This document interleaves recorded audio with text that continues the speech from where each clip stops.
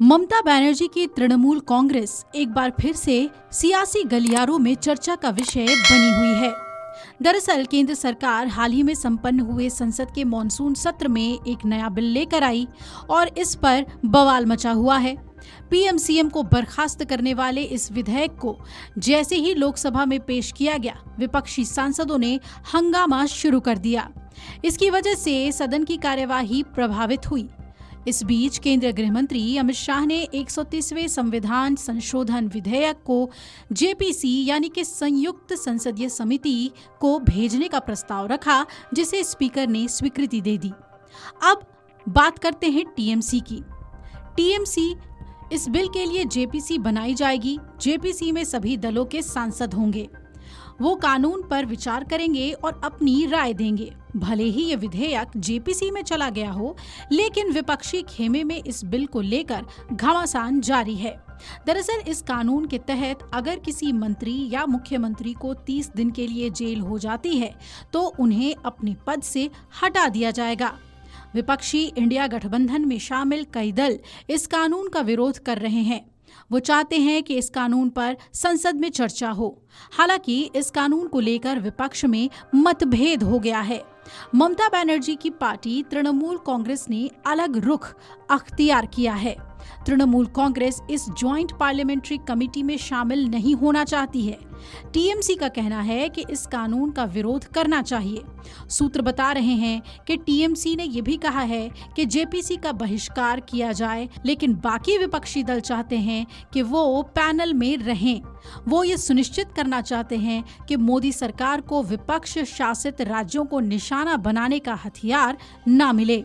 अब आपको बताते हैं कि इंडिया गठबंधन में किसकी क्या राय है, जो अलग अलग रास्ते पे नजर आ रही है। कांग्रेस समेत इंडिया गठबंधन की जो अलग राय है वो जान लीजिए। कांग्रेस को पैनल में 4 से 5 सीटें मिलने की उम्मीद है। इंडिया गठबंधन में शामिल डीएमके और समाजवादी पार्टी ने भी जेपीसी में शामिल होने की इच्छा जताई है। हालांकि अब कांग्रेस को सहयोगी टीएमसी के अंतिम फैसले का इंतजार है। गृह मंत्री अमित शाह की ओर से पेश किए गए 3 विधेयकों पर तीखी बहस हुई। अब सवाल ये उठता है कि टीएमसी क्या करेगी। इस बैठक में एक वरिष्ठ टीएमसी नेता ने कहा कि विपक्ष को जेपीसी से दूर रहना चाहिए, लेकिन एक छोटे दल के सदस्य ने इसका विरोध किया। उन्होंने कहा कि जेपीसी ही एकमात्र ऐसा मंच है जहां विपक्ष अपनी बात रख सकता है और असहमति भी दर्ज करा सकता है। टीएमसी सदस्य ने कहा कि सरकार अंततः अपना काम कर लेती है, जैसे कि वक्फ विधेयक पर जेपीसी में हुआ था। इंडिया ब्लॉक की अब अगली रणनीति पर सबकी निगाहें टिकी हुई हैं।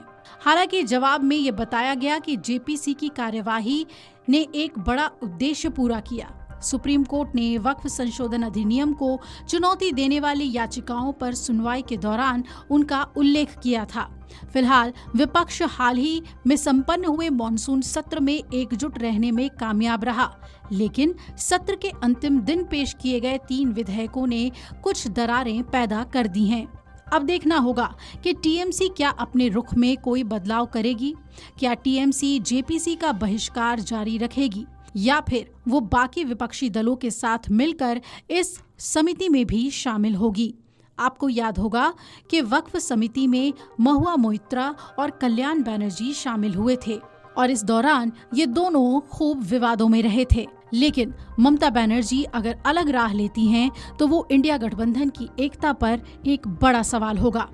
वीडियो डेस्क अमरउजाला.com। अगर आप ये वीडियो YouTube पर देख रहे हैं तो हमारे चैनल को सब्सक्राइब कर बेल आइकन दबाएं और Facebook पर देख रहे हैं तो हमारे पेज को लाइक करें।